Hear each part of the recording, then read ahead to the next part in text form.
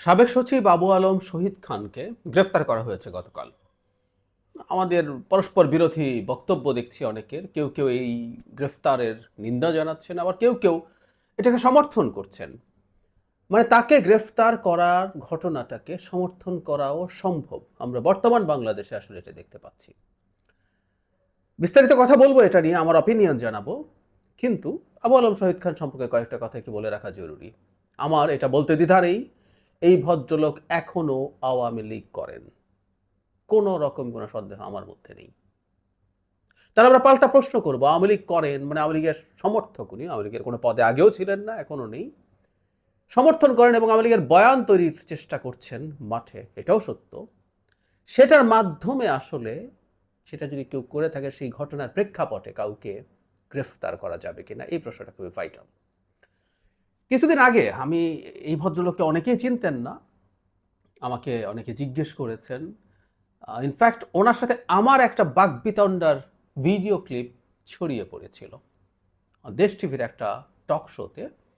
আপনাদের কারো কারো হয়তো চোখে পড়েছে, তারা এই ক্লিপটাও ছোট করে দিয়েছেন। আমি সাধারণত কোনো বক্তার সাথে এই ধরনের বাকবিতণ্ডায় জড়াই না। সাধারণত মানে আমি আমার শত শত কয়েক হাজার টক শো করেছি টিভিতে। এর মধ্যে আমি এই ধরনের ঘটনা ঘটিয়েছি আওয়ামী লীগ সময় থেকে শুরু করে এখন পর্যন্ত হাতে গোনা ২-৩টা ৪টা হতে পারে, কিন্তু এর মধ্যে একটা সেদিন ছিল। তার মানে আমি এটা বোঝাতে চাইছি যে তার কথা আমার কাছে কতটা ইরিটেটিং মনে হতো। আওয়ামী লীগ তার যে ন্যারেটিভ ছিল সেটা হলো, সেদিন তিনি যে কথা বলছিলেন, আওয়ামী লীগ যদি এত খারাপ হয় তার বিরুদ্ধে সব দল একত্র হয়ে নির্বাচন করেন, করে আওয়ামী লীগকে বিট করেন। মানে ওইখানে আলোচনা হচ্ছিল এবং জেনারেল মাসুদ কামালও ওখানে ছিলেন। তার ওই দুজনের সাথে আসলে এই বাকবিতণ্ডা একরকম তৈরি হয়েছিল। সেটা হলো যে আমার প্রশ্ন ছিল যেটা যেটা আওয়ামী লীগ আদৌ একটা রাজনৈতিক দল কিনা, এবং তার ২০% সমর্থন থাকতে পারে, যদি হয়ে থাকে সেটা, সেই জন্য সেই সমর্থকের দিকে তাকিয়ে তাকে অপারেট করতে দিতে হবে। আমি ওই আলোচনা আজকে ঢুকছি না, কিন্তু আমি যে কথাটা বলতে যাচ্ছি, জনাব আবু আলম শহীদ খানের বক্তব্য ইরিটেটিং। মানে আজকের বাংলাদেশে দাঁড়িয়েও আওয়ামী লীগ করে লোকজন আওয়ামী লীগের পক্ষে সম্মতি উৎপাদন করতে চায়, তার রাজনীতির পক্ষে তার যা যা সংকট ছিল, যা যা করে গেছে সেগুলোকে লঘু করার চেষ্টা করে।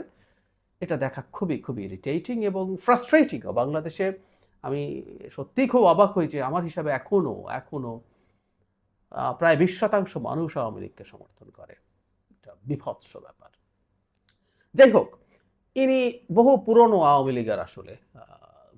বিএনপির এই ৯০ পরবর্তী সময়ে ৯১-৯৬ যে সরকার ছিল, সেই সময় তত্ত্বাবধায়ক সরকারের আন্দোলন যখন খুবই কঠোর হয়ে ওঠে, তখন একটা পর্যায়ে জনতার মঞ্চ তৈরি হয় এবং সেখানে সচিবালয় থেকে সরকারি আমলারা এসে সেই জনতার মঞ্চে যোগ দেন। এর প্রধান যে ব্যক্তি এটাকে লিড করেন তিনি হচ্ছেন জনাব মহিউদ্দিন খান আলমগীর। পরবর্তীতে তাকে চাকরিতে তো পুরস্কৃত করা হয়েছেই, ৮ সালে সরকার এসে তাকে স্বরাষ্ট্রমন্ত্রী টন্ত্রী বানিয়েছিল, এমপি বানিয়েছিল। আর তাদেরই খুব গুরুত্বপূর্ণ একজন, তিনি তখন অনেক জুনিয়র ছিলেন, মিস্টার আবু আলম শহীদ খান সেখানে ছিলেন এবং অর্গানাইজারদের একজন ছিলেন। পুরস্কার পেয়েছেন ৯৬ সালে যখন শেখ হাসিনা ক্ষমতায় আসেন। তিনি তখন শেখ হাসিনা সম্ভবত এপিএস বা এরকম কোনো একটা পদে ছিলেন। তারপর বিএনপির সময় তার আবার প্রমোশনের সমস্যা হয়। শেখ হাসিনা এসে তারপরের বার এসে তাকে রীতিমতো আবার অতি দ্রুত প্রমোশন দিয়ে সচিব টচিব বানিয়ে দেয়। পরে টকশোতে আসতেন, তার সাথে অনেকগুলো টকশোতে আমি পার্টিসিপেট করেছি আওয়ামী লীগের সময়। তারা আওয়ামী লীগের দু একটা জায়গায় হালকা সমালোচনা টমালোচনা করতেন, মূলত কাজ করতেন বিরোধীদের সমালোচনা, বিরোধীরা পারছে না কেন, বিরোধীরা ওই করছে সেই করছে। এবং যেটা হয় যে নির্বাচন খুব জরুরি কিছু না, নির্বাচন হলেই বা কি, বাংলাদেশ ইত্যাদি ইত্যাদি যা যা করেন আর কি, এনাদের একটা নির্দিষ্ট ঢং আছে। সবাই একই হাইপোথেসিস এস্টাবলিশ করার চেষ্টা করেন, যদিও ভাষা এবং তাদের তথাকথিত যুক্তিটা ভিন্ন হয়। সো এত কিছু বলার উদ্দেশ্য হচ্ছে, আবু আলম শহীদ খান আসলে আওয়ামী লীগ করেন এখনও, আমি এটা মনে করি। এবং ৫ আগস্ট পরবর্তী সময়ে এটা যেইভাবে তিনি কথা বলছেন, যা বলছেন, তাতে এটাতে আমার আমার কোনো কনফিউশন নেই। মজার ব্যাপার হলো, দেশ টিভিতে তার সাথে যখন ওই ঘটনাটা ঘটে, তারপর আরেকটা টিভি চ্যানেল কিছুদিন পরই আমাকে টক শোতে ডাকে এবং আমাকে জিজ্ঞেস করে ওনার নাম বলে যে তার সাথে আপনার যেতে কোনো রকম কোনো রিজার্ভেশন আছে কিনা। আমি তখন তাদেরকে বললাম যে আপনাদের না থাকলে আমারও নেই। আমাকে সাধারণত গেস্ট দিয়ে জিজ্ঞেস করে না, আমিও গেস্ট দিয়ে জিজ্ঞেস করি নাকি আছেন না আছেন, কিন্তু আমি ধারণা করি যেহেতু তারা দেশ টিভির ওই শোটা দেখেছেন, তারা আমাকে এই প্রশ্নটা জিজ্ঞেস করেছিলেন। কারণ আমি একটা কথা মনে করি, সত্যিই মনে করি, সেদিন তার সাথে বাকবিতণ্ডার যথেষ্ট সময় ছিল না। আমি এই আওয়ামী লীগ প্রশ্নে, আওয়ামী লীগ আদৌতে রাজনৈতিক দল কিনা, আওয়ামী লীগের রাজনীতি করার অধিকার আছে কিনা, এটা নিয়ে একাডেমিক ডিবেট করতে, এটা আবু আলম শহীদ খান সহ আরও যারা যারা মনে করেন আছে তাদের যে কারোর সাথেই ডিবেট করতে প্রস্তুত আছি। সো আমার মনে যেটা ছিল, তিনি যদি আসবেন, আমি যথেষ্ট সময় পাবো, এবং তিনি যদি এই ধরনের কথা আবার তোলেন, আমি সেটাকে কথা দিয়ে এবং যুক্তি দিয়েই ফাইট করার চেষ্টা করব। এটা হলো জরুরি কথা। আমি ইনফ্যাক্ট ওই দিন বাদ বিতরণটার পর যেহেতু শোটা শেষ হয়ে গেছে, আমি এরপর আওয়ামী লীগের আদৌ রাজনীতি করার অধিকার আছে কি না সেটা নিয়ে আমি আমার চ্যানেলে ভিডিও তৈরি করেছি। আওয়ামী লীগ আদৌ রাজনৈতিক দল কিনা সেই আলাপ করেছি, টিভি টকশোগুলোতেও করেছি, এবং আমার মতো করে আমি আমার যুক্তি দেওয়ার চেষ্টা করছি। ইনফ্যাক্ট গণতান্ত্রিক সমাজ মানে কিন্তু এটা যে আমরা আমাদের বিরুদ্ধের যে মত আছে সেটাকে মত দিয়ে ফাইট করব। সুতরাং আবু আলম শহীদ খানের সাথে সব রকম অপছন্দ এবং ইরিটেশন সত্ত্বেও আমি আবারও টকশো করেছি, এরপর আরও একাধিক টকশো করেছি। আমরা একটা গণতান্ত্রিক বাংলাদেশ গড়ে তুলতে চাই। এখন যে আলাপটা কেউ কেউ দিচ্ছেন যে তিনি নাকি মত প্রকাশের কিছু রেড লাইন ক্রস করেছেন, অথবা কেউ কেউ বলছেন তিনি কোনো সত্যি সত্যি ষড়যন্ত্রের অংশ হতে পারেন। তো উনি কি করেছেন, সরকার কি বলেছে, আগে এটা একটু দেখে নেই, তারপর জিনিসগুলো বোঝা যাবে। শাহবাগ থানার একটা মামলায় তাকে গ্রেফতার করা হয়েছে। ডিএমপি বলছে রাজধানীতে ঝটিকা মিছিল করে নাশকতার চেষ্টা ও জনশৃঙ্খলা ভঙ্গের অভিযোগে অভিযান চালানো হয়। এই সময় সাবেক সচিব শহীদ খান ছাড়াও আরও 5 জনকে ঘটনাস্থল থেকে আটক করা হয়। পরে তাদের বিরুদ্ধে আইনগত ব্যবস্থা নেওয়া হয়েছে।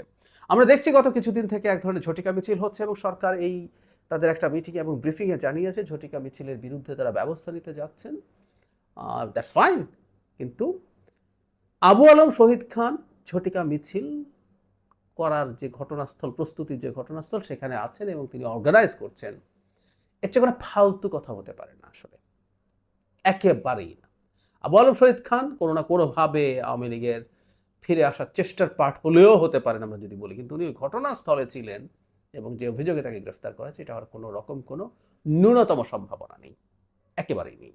কেউ কেউ বলছেন যে তার মাধ্যমে আওয়ামী লীগের ফান্ড আসছে কিনা, আওয়ামী লীগের প্ল্যান আসছে কিনা, যেটা তিনি দেশে বসে এক্সিকিউট করতে হেল্প করছেন।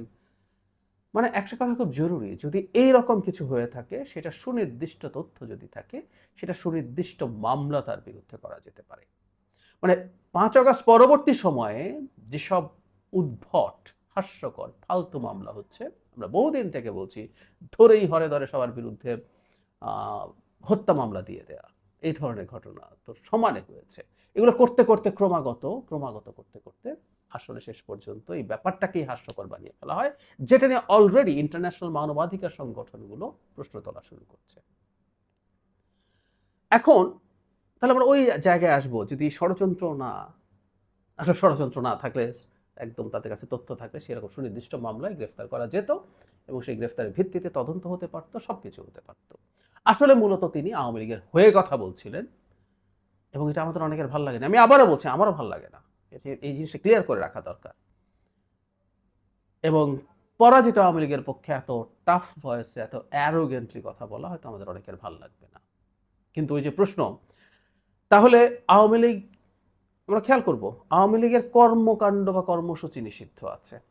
কেউ যদি আওয়ামী লীগের কর্মসূচি, তার হয়ে জনসভা করার চেষ্টা করে, তার হয়ে মিছিল করার চেষ্টা করে, সেটা বেআইনি বলা যাবে এবং তার বিরুদ্ধে অ্যাকশন নেওয়া যাবে, কোনো সন্দেহ নেই। কিন্তু আওয়ামী লীগের রাজনীতি করার অধিকার আছে কিনা, আওয়ামী লীগের পুনর্বাসন করা উচিত কিনা, আওয়ামী লীগের নির্বাচনে পার্টিসিপেট করতে দেওয়া উচিত কিনা, এইগুলো নিয়ে কেউ যদি কথা বলে এবং তার পক্ষে অ্যাডভোকেসি করেন, আমি মনে করি এটা খুব ইজিলি আমাদের মত প্রকাশের স্বাধীনতার যে ব্যারিয়ার আছে, যে না এর বাইরে যাওয়া যাবে, তার বহু ভেতরে এটা কোনোভাবেই রেড লাইন ক্রস করা না, কোনোভাবেই না। আমি আবারও বলছি, এটা কোনোভাবেই রেড লাইন ক্রস করা না। আমি তার সাথে দ্বিমত করি, আমি আমার যুক্তি দেওয়ার চেষ্টা করি, আমি এই ডিবেট করি, মানে বারবার যে কথাটা বলার চেষ্টা করছি যে গণতন্ত্র আমরা করি, গণতন্ত্র মানে হচ্ছে একটা ডিবেটের সোসাইটি, ন্যারেটিভের ফাইটের সোসাইটি, স্টেট। তাই যদি হয়ে থাকে, তার এই অধিকারটা, তার এই বক্তব্য ভালো না লাগলেও তার এই অধিকারটা নেওয়া, কারণ রাজনীতি ভালো না লাগলেও তার রাজনীতিটাকে সে যতক্ষণ পর্যন্ত সংবিধান এবং আইনের পেরিমিটারের বাইরে যাবে না, ততক্ষণ পর্যন্ত সেটা মেনে নিতে হবে। This is what democracy is. Abu Alam Shahid খানের উপরে যা হচ্ছে, আমি এটাকে হাসিনাগিরি বলতে চাই। আমি হাসিনাগিরি শব্দটা বলছিলাম, মানে হাসিনার মতো আচরণ। হাসিনার সময় ঠিক একই রকম কাজ হতো, কিছু কিছু মানুষের বিরুদ্ধে কিছু বক্তব্য জন্য মানুষকে গ্রেফতার করা হয়েছে, ডিজিটাল সিকিউরিটি অ্যাক্টে গ্রেফতার করা হয়েছে, এবং তার পক্ষে কিছু মানুষ নামতেন যে কেন এই বক্তব্যটা রেড লাইন ক্রস করেছে সেটা প্রমাণ করার জন্য, কিভাবে এটা বিরাট ক্ষতি করছে আমাদের রাষ্ট্রের নিরাপত্তার ইত্যাদি ইত্যাদি। একই রকম এবং এখনো একই রকম বয়ান আমরা কম বেশি সোশ্যাল মিডিয়াতে দেখছি, এবং এখনো কিছু কিছু বক্তব্যকে, যেটা ভেরি মাচ একটা গণতান্ত্রিক ব্যবস্থার মত প্রকাশের স্বাধীনতার মধ্যে ফিট ইন করে, সেটাকেও ক্রিমিনালাইজ করার চেষ্টা। আমি ধারণা করি সরকারও আসলে এটা বুঝতে পেরেছে এই বক্তব্যটাকে ক্রিমিনালাইজ করা যাবে না, তাই একটা উদ্ভট অভিযোগ এনে তাকে ধরে ফেলা হয়েছে, এবং কনটেক্সট দেখে আমরা খুব ক্লিয়ারলি বুঝতে পারি তার বক্তব্য গায়ে সহ্য হচ্ছে না। এটা হাসিনাগিরি, আবারও বলছি, এটা ট্রুলি হাসিনাগিরি।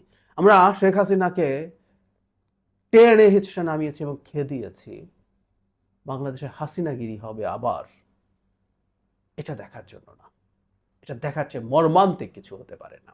কিছুদিন আগে মঞ্চ ৭১ নামে একটা সংগঠনের ওখানে যা ঘটেছে একইভাবে দেখতে পারে। এখানে মঞ্জুরুল আলম পান্না, জার্নালিস্ট, পান্না ভাই রিসেন্টলি যেভাবে কথা বলছিলেন, আমি মনে করি উনি আওয়ামী লীগের হয়ে প্রোপাগ্যান্ডায় নেমেছেন, এবং অনেক ক্ষেত্রেই এক্সিজারেশন ছিল তার সেই বক্তব্যের মধ্যে।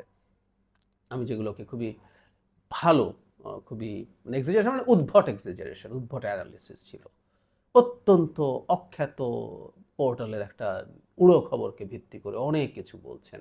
অনেক ক্ষেত্রে মনে হতে পারে যে তিনি আসলে গুজবই ছড়াচ্ছেন, কিন্তু তারপরও তাকে গ্রেফতার করা হয়েছে। এটাও আসলে কোনোভাবেই নেওয়া যায় না, কোনোভাবেই মেনে নেওয়া যায় না।